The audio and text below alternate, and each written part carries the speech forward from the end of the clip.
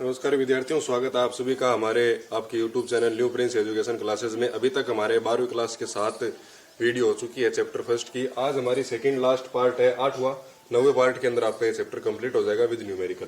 आज हम देखने वाले हैं द्विध्रुव के निरक्ष पर तीव्रता। जो हमारा पिछला चैप्टर था उसके अंदर हमने देखी थी द्विध्रुव के अक्ष के ऊपर तीव्रता कितनी होती है। उसका जो फॉर्मूला आया था वो मैं अगर आपको याद दिलाना चाहूँ तो वो आपका आया था E एक्सीएल बराबर 2kp बटे आर की पावर 3। जहां पर ये जो P था इसको मैं लिखा था Q इंटू 2A। ये जो K होता है इसका मान होता है 1/4 pi epsilon not M case. ऐसे सिस्टम के अंदर इसकी वैल्यू होती है 9 गुणा 10 की पावर 9। और ये जो R है ये होती है उसका द्विध्रुव के सेंटर पॉइंट से जिस बिंदु पे हमें तीव्रता याद करनी है उन दोनों के बीच की डिस्टेंस। तो मैं आशा करता हूँ कि आपने ये वीडियो देखकर अपने नोटबुक में नोट कर ली होगी। अगली हमारी वीडियो है द्विध्रुव के निरक्ष पर तीव्रता ज्ञात करनी। चलिए इसको स्टार्ट करते हैं। सबसे पहले हमें बनाना पड़ेगा द्विध्रुव। तो हम ये मान लेते हैं कि ये आपका -Q चार्ज है और ये आपका एक +Q चार्ज है। इसका ये जो सेंटर पॉइंट ये O है और इन दोनों के जो बीच की डिस्टेंस है इसको मैं क्या बोल देता हूँ 2A कह देता हूँ। तो यहाँ से लेके यहाँ तक की दूरी कितनी हो जाती है A और यहाँ से लेके यहाँ तक की दूरी कितनी हो गई A। पिछले वीडियो हमने देखा था कि बिंदु O से इस साइड के अंदर एक बिंदु था जिसको हमने P बिंदु बोला था। तो O से लेके P तक के जो बीच की डिस्टेंस थी उसको हमने R से डिनोट किया था। तो अब जो P बिंदु यहाँ पर था वो कहाँ पर आ जाएगा, निरक्ष के ऊपर आ जाएगा। तो मान लिया कि यहाँ से स्मॉल r डिस्टेंस के ऊपर एक बिंदु P है जिस पर हमें विद्युत क्षेत्र की तीव्रता E की वैल्यू फाइंड करनी है। इसको हम E लिख देते हैं, इसकी वैल्यू हमें ज्ञात करनी है। तो हम क्या करेंगे कि इन दोनों के बीच की दूरी को फाइंड करेंगे। तो यहाँ से इस दूरी को ज्ञात करने के लिए मैं इन दोनों रेखाओं को मिला देता हूँ। ये वाली जो रेखा थी इसके साथ में एंगल बना रही है थीटा। इसी प्रकार से बिंदु P के ऊपर जो है ये बना रही है सेम एंगल थीटा।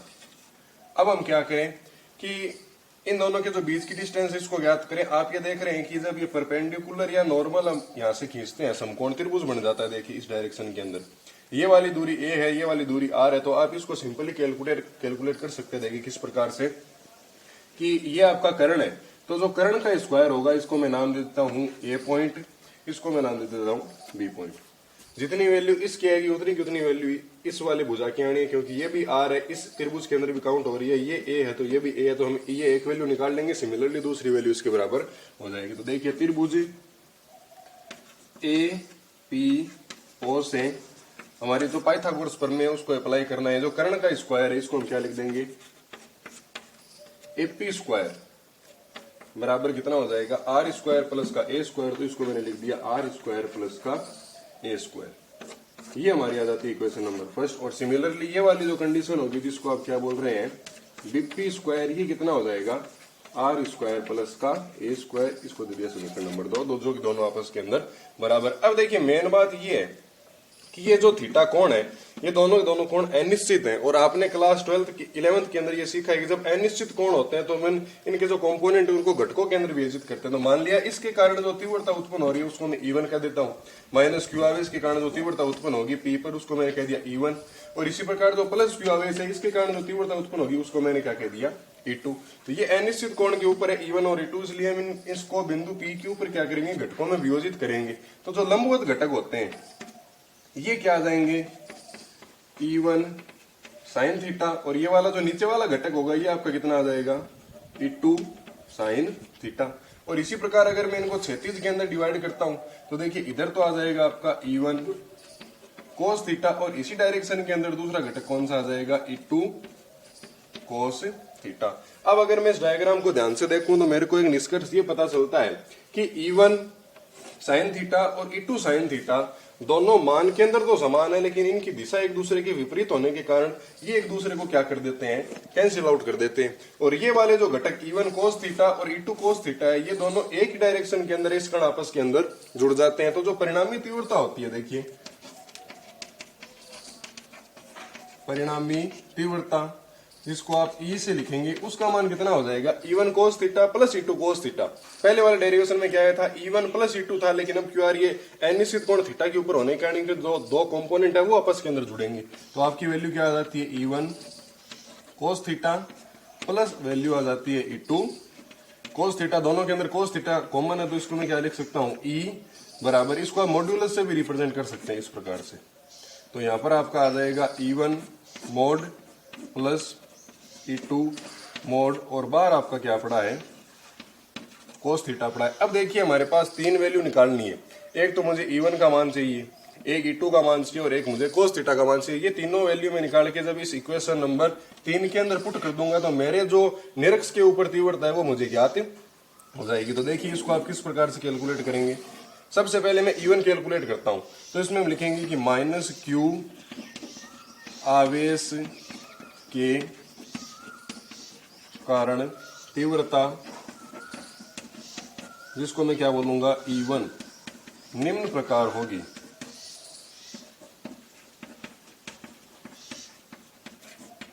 निम्न प्रकार होगी। ये किस प्रकार से हम लिख सकते हैं कि देखिए E1 बराबर चार्ज कौन सा है, सॉरी पहले के भी आएगा तो इसको आप लिख दीजिए 1/4 पाई एप्सिलॉन नॉट माइनस का क्यू।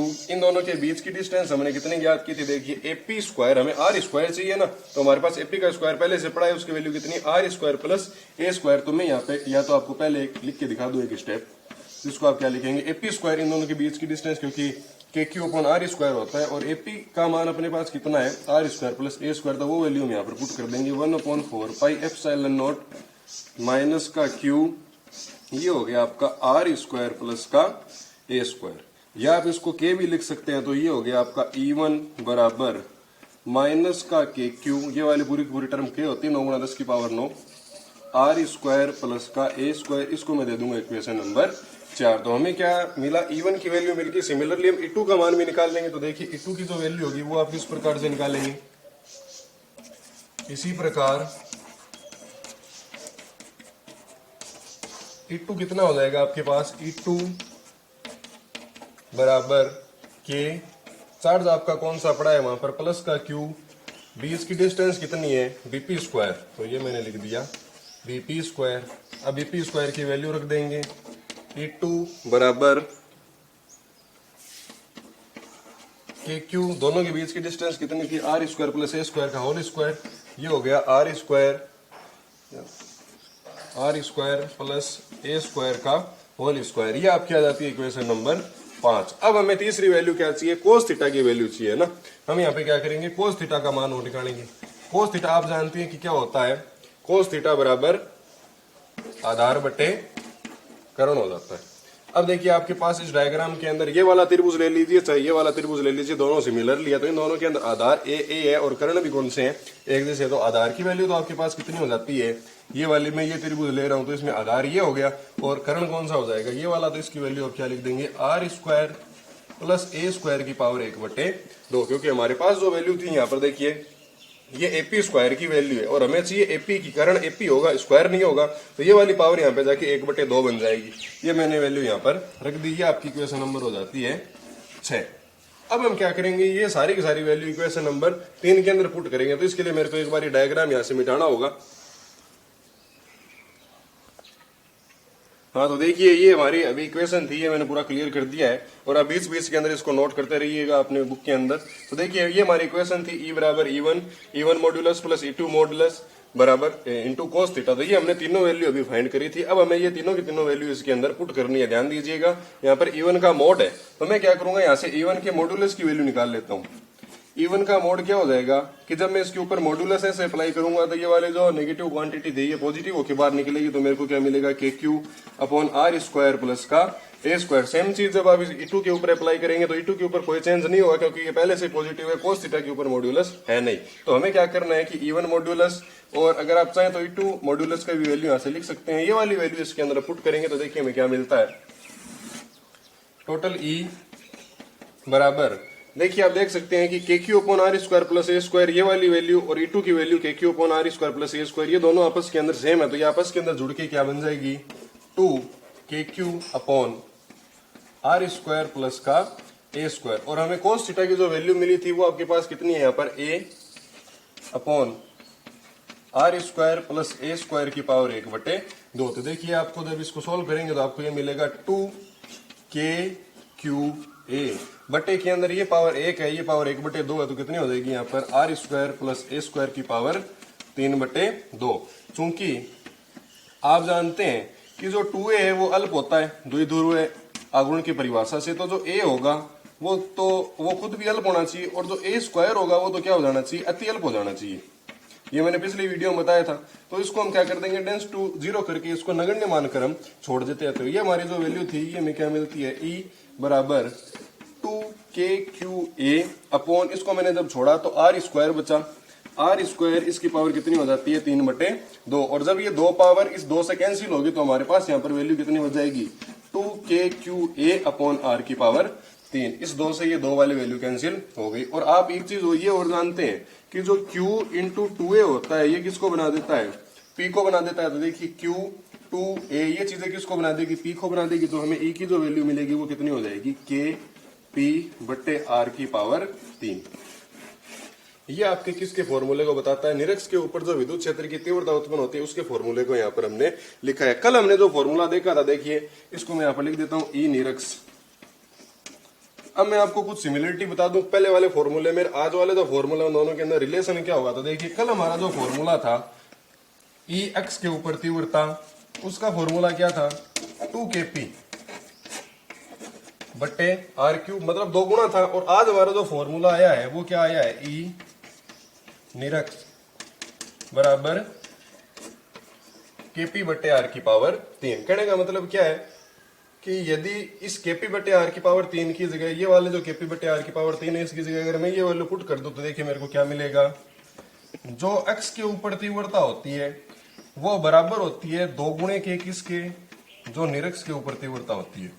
अब देखिए विद्यार्थियों, कई बार क्या है कि ये फॉर्मूला इस प्रकार से पूछ लिया जाता है एग्जामिनेशन में कि सिद्ध कीजिए कि जो x के ऊपर तीव्रता है वो निरक्ष पर तीव्रता की कितने गुना होती है, 2 गुना होती है। या आपको ये पूछ ले कि जो Ex है और जो E निरक्ष होती है, E निरक्ष होती है, इन दोनों का जो अनुपात होता है वो कौन से रेशियो के अंदर होता है, 2:1 के अंदर होता है। तो ये भी आपसे पूछ सकते हैं। पहला सवाल तो देखिए सिंपल सा है कि x के ऊपर तीव्रता ज्ञात कीजिए, निरक्ष पर तीव्रता ज्ञात कीजिए, सभी कर देंगे। अगर इसको थोड़ा सा हम और घुमा दें कि सिद्ध कीजिए कि x की जो तीव्रता है वो निरक्ष की तीव्रता की 2 गुना होती है, थोड़ा एडवांस लेवल का बन गया। और अगर आपसे ये पूछ ले कि सिद्ध कीजिए x के ऊपर तीव्रता व निरक्ष पर तीव्रताओं का जो अनुपात है वो कितना होता है, आपका 2:1 होता है। तो आपको ये दोनों डेरिवेशन करके यहाँ तक पूरा का पूरा कंप्लीट करना होगा। तो ये हमारी वीडियो थी जिसमें हमने देख लिया कि निरक्ष के ऊपर तीव्रता कितनी है। अगली जो वीडियो होगी उसके अंदर हम देखेंगे द्विध्रुव है, जो हमारा हमने 2 कंडीशन देखी है, एक तो अक्ष पर तीव्रता ज्ञात की, एक निरक्ष पर ज्ञात की। यदि हम अब तीसरी कंडीशन में इसको क्या करें, द्विध्रुव को थीटा कोण के ऊपर ऐसे घुमा के रख दें तो इसके ऊपर 2 प्रकार के बल काम करेंगे जो इसको ऐसे रोटेट करने की कोशिश करते हैं। वो हमारा लास्ट डेरिवेशन होगा। उसके बाद में हम 5 न्यूमेरिकल करेंगे। धन्यवाद दोस्तों।